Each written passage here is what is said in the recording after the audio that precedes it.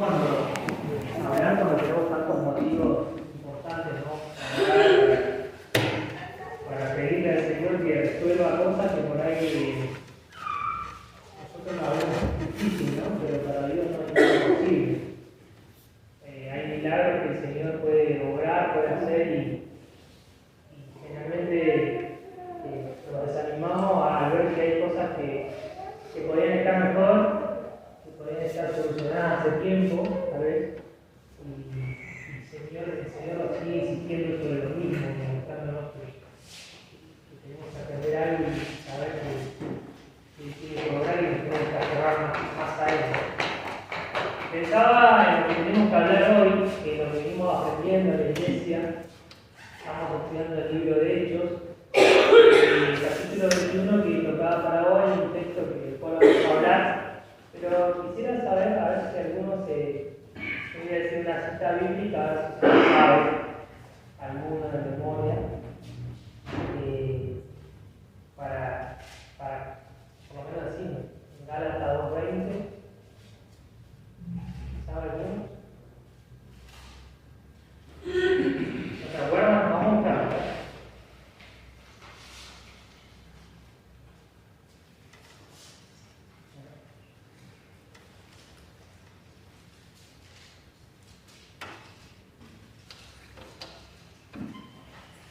¿Quién la encontró? Ya. Dice, con Cristo estoy juntamente crucificado, y ya no vivo yo, mas vive Cristo en mí, y lo que ahora vivo en la carne, lo vivo en la fe del Hijo de Dios, el cual me amó y se entregó a sí mismo por mí. Bien. Pablo, hablando de los Gálatas, diciéndole que él está juntamente crucificado con Cristo. ¿Sí? Y lo que ahora están viendo de él, ¿sí? Lo vive en el Señor, porque su vida ya no importa.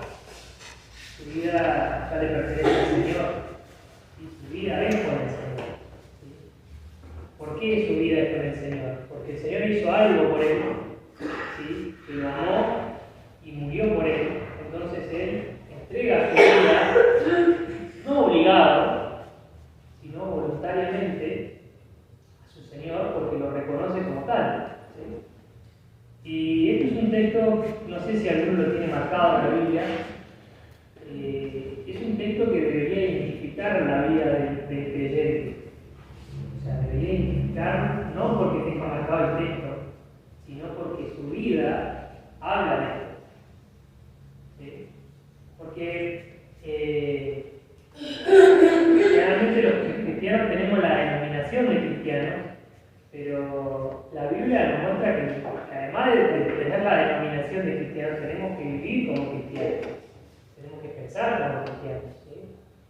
No solo parecerlo, sino serlo, ¿sí? Muchas veces, y este texto nos pega en el eje de flotación, ¿no?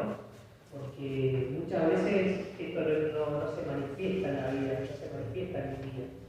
Si no se manifiesta que estoy juntamente crucificado con Cristo, y lo que ahora vivo en la carne lo vivo en el amor del Hijo de Dios, el cual se amó y se entregó a sí mismo por mí, ¿no? Y hay un texto que está en el capítulo que vamos a ver hoy, que es Hechos capítulo 21, ¿sí? Y nos va a hablar acerca de Pablo. Y dice que Pablo estaba en la casa de Felipe el Evangelista. ¿Sí? ¿Se acuerdan de este mismo Felipe que viene a los 12, de los 7 que dijeron con Esteban? Y que va a hacer muchas cosas, ¿sí? ¿Se acuerdan con el etíope? Y va a estar en la casa de él y dice que permaneciendo, dice el verso 21, capítulo 21, verso 10, y permaneciendo allí algunos días, descendió de Judea un profeta llamado Agabo, quien viniendo a vernos tomó el cinto de Pablo, ¿sí? Y atándose los pies y las manos, dijo: esto dice el Espíritu Santo, así atarán los judíos en Jerusalén al varón de quien es este cinto, ¿sí? Y le entregarán en manos de los gentiles. Al oír esto, le rogamos nosotros y los de aquel lugar que no subiese a Jerusalén. Entonces Pablo respondió: ¿qué hacéis llorando y quebrantando mi corazón? Porque yo estoy dispuesto no solo a ser atado, más aún a morir en Jerusalén por el nombre del Señor Jesús. Como no le pudimos persuadir, desistimos diciendo: hágase la voluntad del Señor. Entonces los que estaban ahí con Pablo dijeron: que no vaya, porque el profeta había dicho que iba a pasar tal cosa, y él responde esto. Y leyendo este texto me hizo acordar a otro apóstol que también dijo lo mismo, ¿sí? Pero cuando llegó el momento, no obró conforme a lo que había hecho. ¿Quién es? ¿Se acuerdan? Pedro. Muy bien, vamos a buscar esa historia. Entonces vamos a ver con quién nos identificamos nosotros, si con Pablo, ¿sí?, o con Pedro en aquel momento. ¿Sí? Nuestra vida, ¿dónde está? ¿Estamos siendo más pablistas o más pedristas? ¿Sí? Vamos a ir a Lucas, capítulo 22.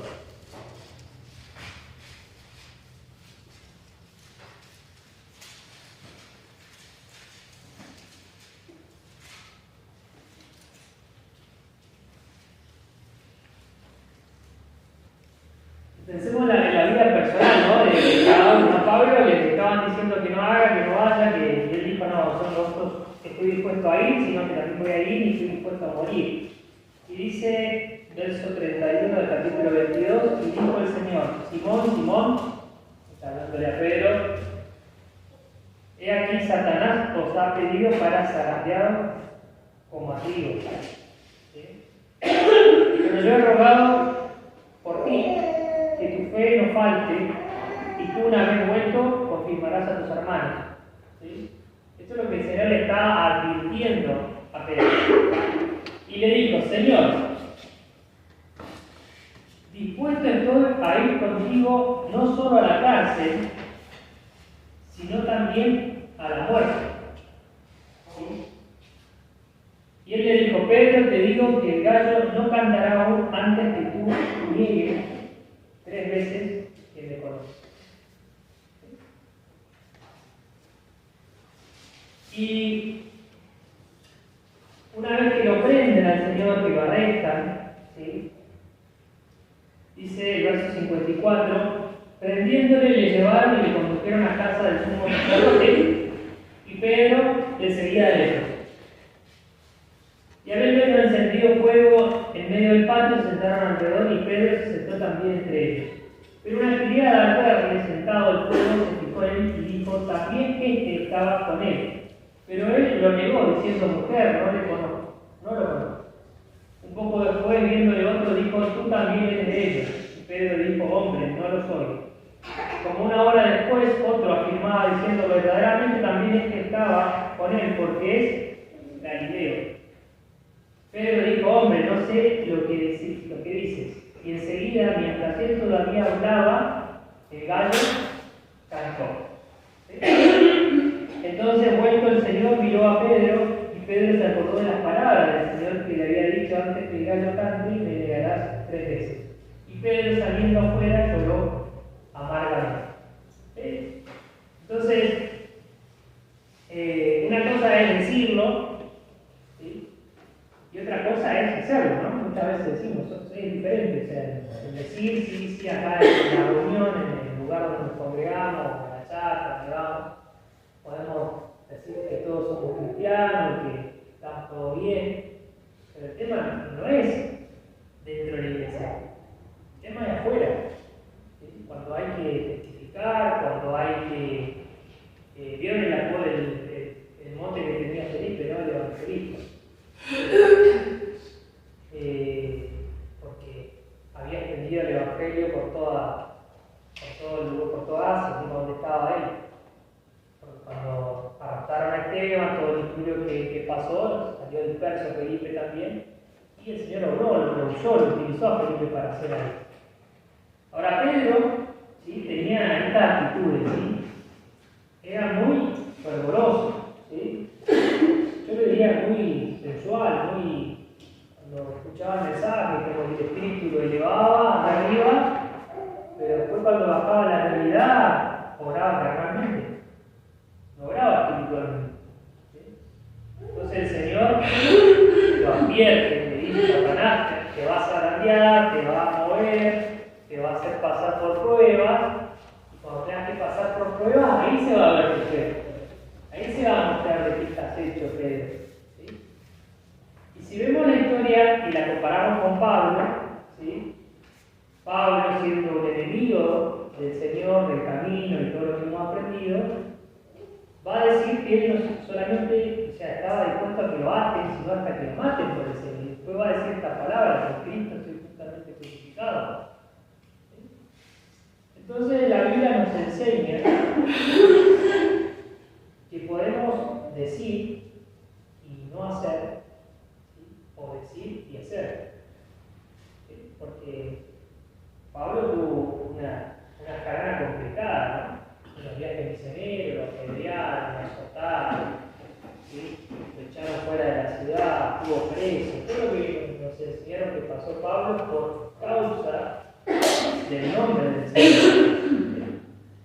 Pero la Biblia no solamente se centra en estos personajes, ¿no? Pedro no es que le estamos cayendo a Pedro, ¿sí? Porque Pedro después va a tener que dar cuenta de todo lo que dijo y lo que hizo y lo que el Señor le advirtió. Hay otros personajes, ¿sí? Que están en el libro de Daniel, capítulo 3.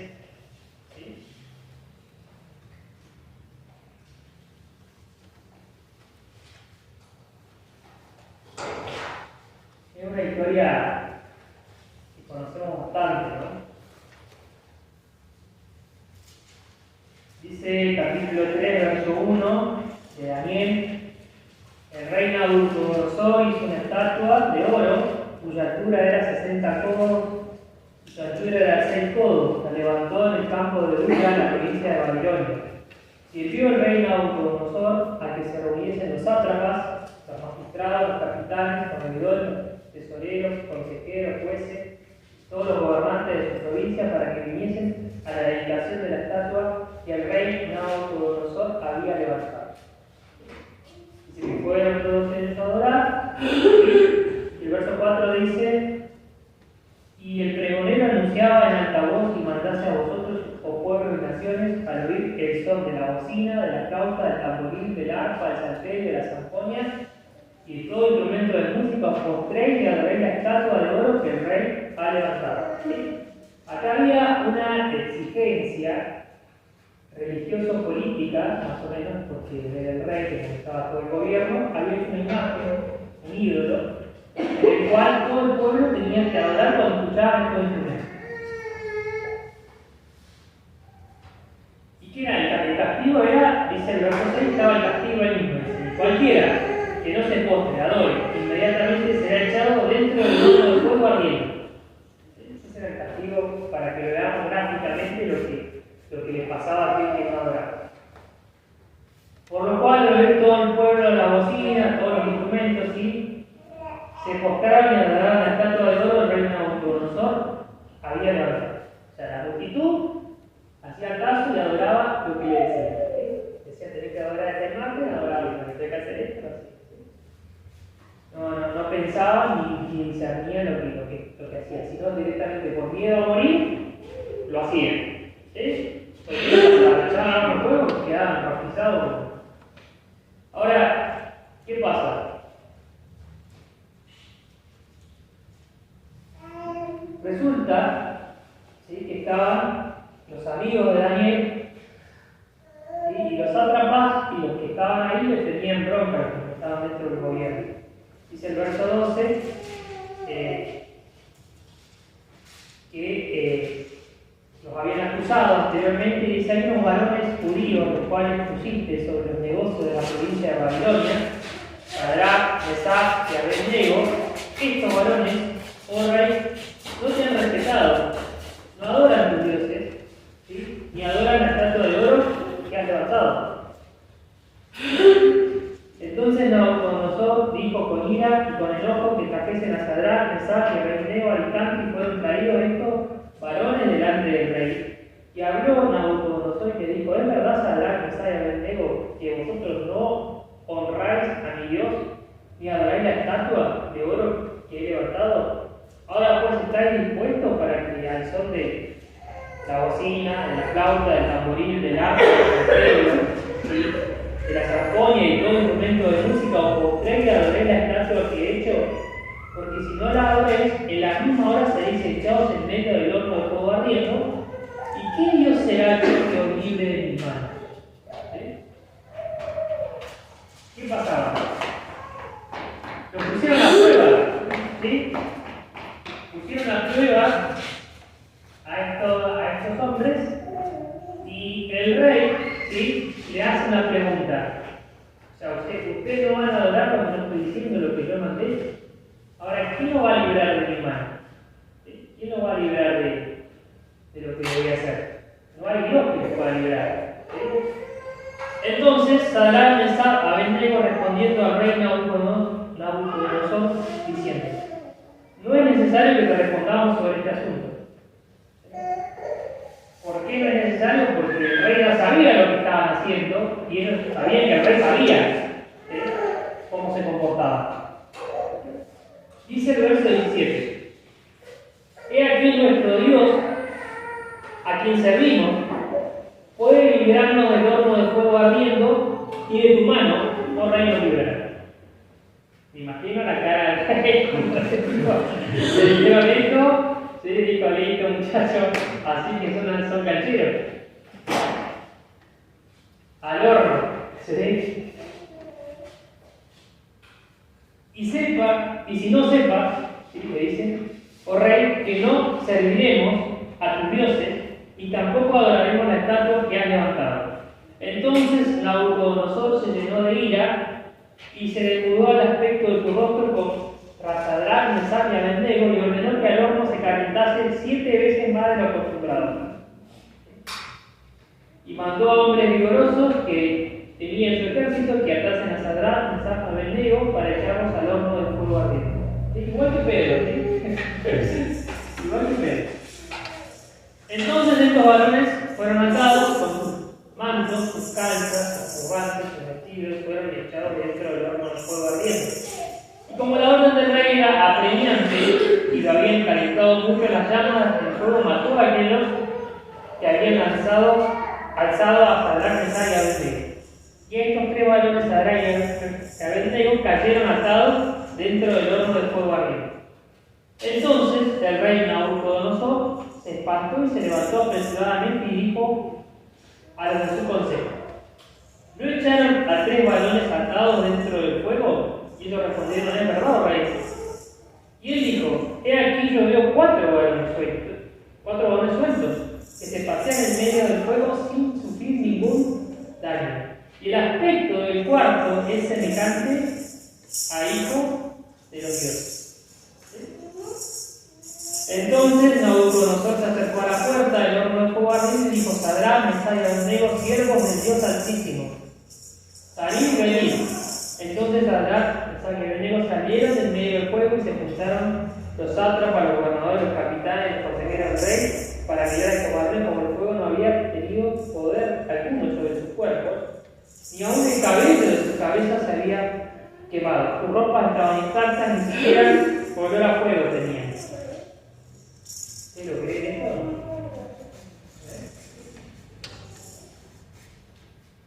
Difícil, ¿no? El olor a humo tenían muchas caupas, ¿sí? Entonces Nabucodonosor dijo: bendito sea el Dios de Sadrach, Mesach y Abednego, que envió su ángel y libró a sus siervos que confiaron en él, no en el rey, en él, y que no cumplieron el edicto del rey, ¿sí? Y entregaron sus cuerpos, ¿sí?, con Cristo estoy juntamente crucificado, ¿sí?, antes de servir y adorar a otros dioses que a su Dios.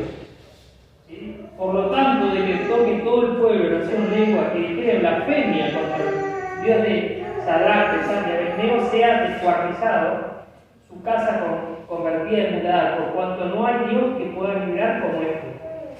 Entonces el rey agradeció a Sadrach, Mesach y Abednego en la provincia de Babilonia. Esta historia la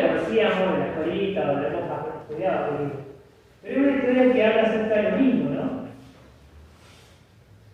Que muchas veces vemos la historia de Pedro y decimos, bueno, Pedro boconeó antes de que tenía que iba a morir por el Señor y que iba a ir a la cárcel, que estaba dispuesto a poner su vida y al final cuando lo apuraron, ¿sí? Arrugó.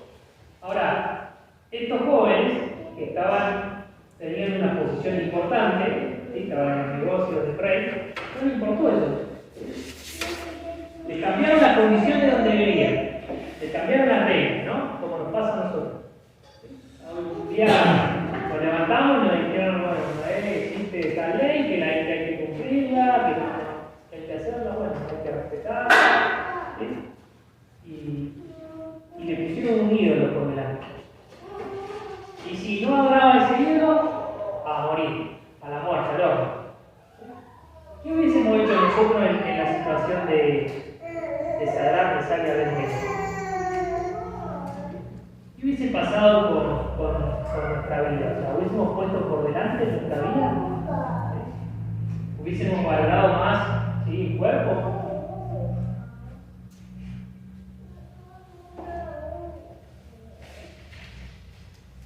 Es difícil, ¿no?, responder esta pregunta, ¿no? Porque hay que estar en la situación.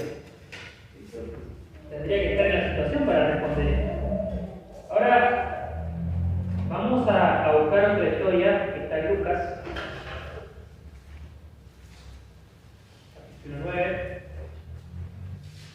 ¿Sí? Todo esto sale de lo que Pablo dijo, ¿no?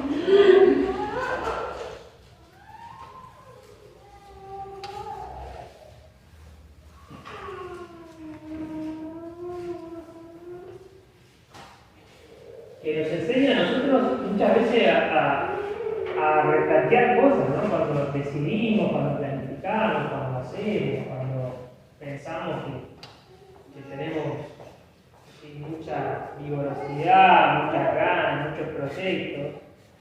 Pensamos esto, ¿no? Pensamos que las cosas son nuestras.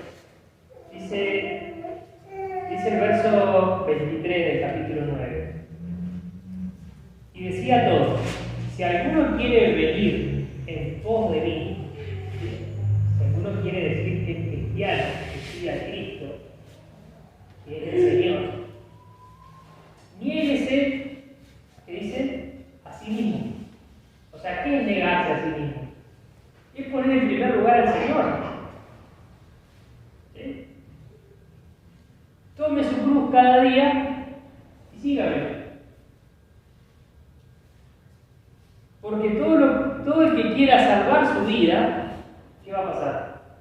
La perderá. Y todo aquel que pierda su vida por causa de mí, la salvará. ¿Sí?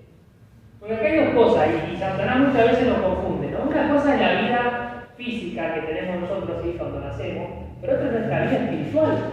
¿Sí? Y son dos cosas que muchas veces ponemos. Satanás nos trata de engañar y el sistema nos trata de engañar diciendo: no, pero vos pensás en vos mismo, mirá, ¿cómo te vas a certificar de esa manera? ¿Cómo vas a hacer eso? ¿Sí?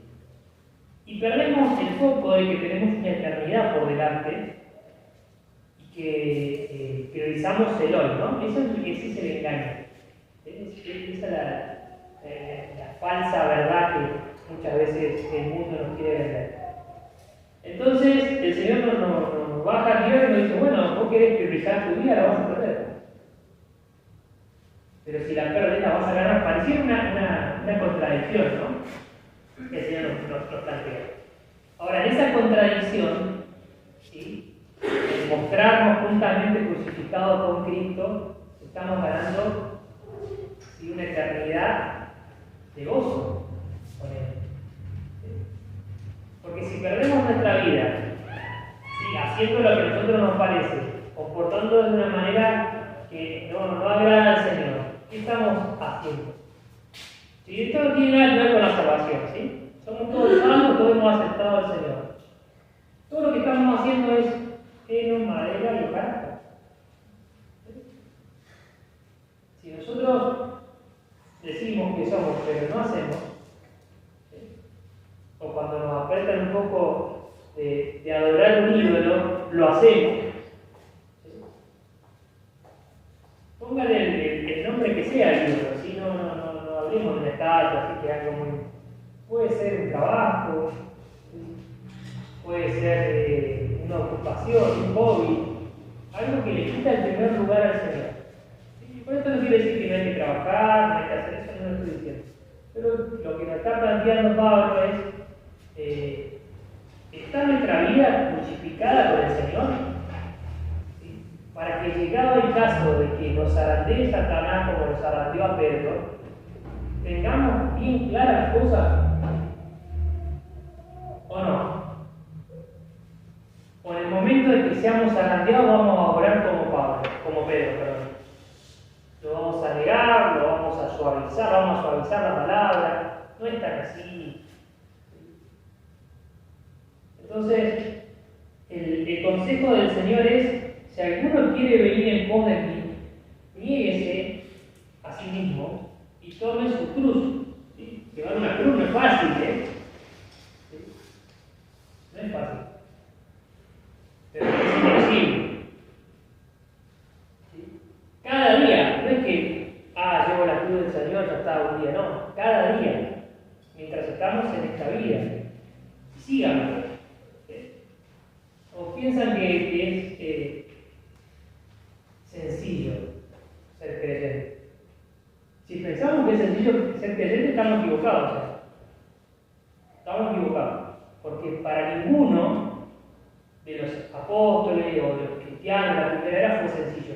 Y para ninguno de los misioneros es sencillo. Y para nadie que se diga creyente es sencillo mostrar a Cristo, ¿no? Porque la sociedad, ¿qué es? Es anti-Dios. La sociedad es anti-Dios, o sea, el sistema va en contra de Dios, de todo lo que representa la Biblia, de las enseñanzas bíblicas, de los consejos, va en contra del matrimonio, ¿sí? Va en contra de la vida. ¿Sí? Entonces, cuando haya que estar ahí, pensemos en esto, ¿sí? ¿Vamos a orar como Pedro o vamos a orar como Pablo o como los amigos de Daniel? Porque fácil, o sea, sencillo, fácil no es, pero el Señor nos ayuda, ¿sí? El Señor nos ayuda a llevar esta carga. No nos olvidemos de esto, que las fuerzas no son nuestras, ¿sí? El Señor nos ayuda, nos apoya. Ahora, otro texto en Marcos, para seguir dándole a Pedro, capítulo 8.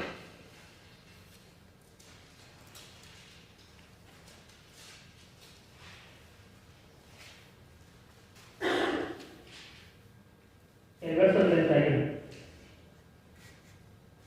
¿Capítulo? 8.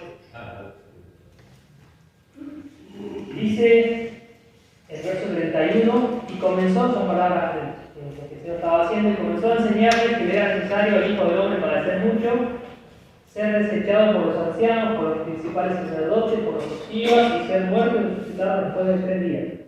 ¿Sí? El Señor le dijo todo lo que iba a pasar. Que él iba a pasar, pero que el tercer día iba a resucitar. ¿Sí? Esto le decía claramente. Entonces Pedro le tomó aparte y comenzó a reconvenirlo.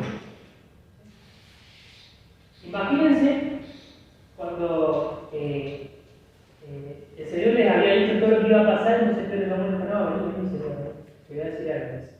Pero él volviéndose, mirando, le dijo, ¿sí? Y reprendió a Pedro diciendo, quítate delante de mí, Satanás, porque no pones la mira en las cosas de Dios, sino en la de los hombres. ¿Sí? Entonces, muchas veces puede haber Pedros en nuestra vida de este tipo de Pedros, ¿no? Que nos aconsejen, amigos que no son creyentes, gente que nos rodea, que no conoce al Señor. Y muchas veces prestamos un consejo, pero prestamos el oído a recibir un consejo. Y el Señor nos dice, no poner la mira en las cosas de Dios, es poner la mira en las cosas del mundo, en las cosas del diablo. Y llamando a la gente, a sus discípulos, dijo, si alguno quiere venir en pos de mí, haga lo mismo. Niéguese a sí mismo y tome su cruz y sígame. Y le vuelve a decir, porque todo aquel que quiera salvar su vida la perderá, y todo el que pierda su vida por causa de mí, ¿y de qué más? Y del Evangelio. ¿Sí? ¿Qué pasa? ¿Qué hará? La salvará. ¿Sí? Porque ¿qué aprovechará el hombre si ganare todo el mundo y pierde su alma? ¿Qué recompensa dará el hombre por su alma? Ninguna, porque no puede pagar la salvación. Porque el que se avergonzare de mí, ¿sí? Prestemos atención a esto, y de mis palabras, en esta generación adúltera y pecadora, el Hijo del Hombre se avergonzará de él también cuando venga en la gloria de su Padre con sus santos ángeles. ¿Sí? Entonces, la Biblia nos muestra que tenemos que tener cuidado. ¿Sí? Cuidado de nosotros mismos primero y después cuidado de quienes nos rodeamos. Porque puede ser que pongamos en primer lugar otra cosa que no sea el Señor. ¿Sí? Que manifestemos una vida, ¿sí? Que parezca creyente, ¿sí? Que parezcamos creyentes porque venimos a la reunión y todo, pero cuando tenemos que manifestar la verdad, obramos como Pedro. ¿Sí? Y no es que Pedro sea un mal ejemplo, ¿sí? Justamente el Señor mostró a través de Pedro cómo piensa el hombre, cómo pensamos, cómo muchas veces pensamos y obramos. Porque podemos decir muchas cosas, pero cuando tenemos que orar, obramos de otra forma.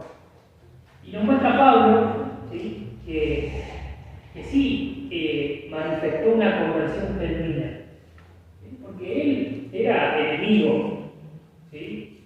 Y perseguía a los creyentes y los entregaba a las cárceles para que los azotaran, inclusive hasta que los mataran. Y asentía en la muerte de Esteban. Ese Pablo ese Saulo, fue Pablo, se convirtió genuinamente, porque dijo, sí, no me importa ir a Jerusalén, que me aten de pies y manos y que me maten, porque estoy dispuesto a morir por el Señor. ¿Sí? Porque él decía, para mí el morir es Cristo y el vivir es ganancia. Entonces, cuando nosotros realmente entendamos esto, estoy seguro que muchas actitudes, muchas formas de pensar, muchas formas de ver en nuestra vida van a cambiar. No digo que yo no lo he logrado, ¿eh? Lo comparto con mis hermanos. Si nosotros entendemos esto, cuanto antes mejor, vamos a orar y actuar de otra manera seguramente. ¿Sí? Porque vamos a estar manifestando que en primer lugar lo ocupa el Señor en todo. Y que algo que quiera quitar el lugar al Señor, o algo que quiera hacer que yo testifique del Señor, que me impida testificar, lo voy a sacar, lo voy a dejar, lo voy a abandonar. ¿Sí? Así que ese era el mensaje que quería compartirles en este miércoles, allá digo jueves, acá digo. Para que meditemos, ¿sí? Meditemos en lo que esto nos enseña. Nos enseña que muchas veces hay que estar dispuestos, ¿sí? A testificar, a hablar por causa del Evangelio. Muchas veces nuestras actitudes son como Pedro. No lo hablo, lo callo, ¿sí? Porque callarlo también es negarlo. Si yo tengo una persona al lado que necesita de Cristo y me callo, ¿sí? Lo estoy negando. Porque ¿qué nos mandó el Señor? A predicar. Si no lo hacemos, si no ni siquiera le compartimos un texto, lo estamos negando. Entonces, llevamos una responsabilidad, claro, tenemos la responsabilidad, siempre tenemos la responsabilidad. No le escapemos a esto porque vamos a tener que dar cuenta de lo que hicimos. ¿Oramos? Padre Celestial, te damos gracias por este tiempo, porque podemos oír tu palabra, podemos ver, Señor, lo que tú quieres para nuestra vida, Señor, que te pongamos en primer lugar, que te reconozcamos, Señor, de nuestras vidas, sobre todas las cosas, que podamos mostrar y manifestar que a través de lo que tú haces en nuestra vida podemos testificar, podemos predicar, podemos hablar acerca del mensaje de salvación, podemos alcanzar a las personas que necesitan de tu palabra. Ayúdanos a poder hacerlo esto en todo momento, sabiendo que tenemos una lucha interna contra la parte carnal de nuestra vida, contra las cosas que el mundo nos ofrece, porque el enemigo quiere quitarte el primer lugar a ti. Ayúdanos a poder entender que sobre todas las cosas somos seres espirituales, que tenemos una eternidad contigo en los cielos, que podamos vivir confiadamente en esta esperanza, saber que necesitamos de ti, de tomar nuestra cruz cada día, de seguirte, y poder, Señor, estar dispuesto hasta morir por ti si hace falta, Señor. Ayúdanos a tener esa actitud como la tenía el apóstol Pablo, Señor, que estaba dispuesto a entregar su vida por ti y así lo hizo. Gracias por la reunión, por los pedidos con motivo de oración que hemos expuesto. Hay necesidad de orar, Señor, hay necesidad de agradecer, sabiendo que tú responderás conforme a tu voluntad. Ayúdanos a poder estar firmes en esta fe, en este camino que tú has dispuesto en nuestra vida, a entender, Señor, que estamos reunidos, congregados al nombre del Señor Jesús para poder pedir, para poder orar, sabiendo que tú responderás, Señor, en tu tiempo. Danos la paciencia y la posibilidad, Señor, de poder esperar en ti. Pedimos por los hermanos que no han podido venir y pedimos por el resto de los. En el nombre de Cristo Jesús. Amén.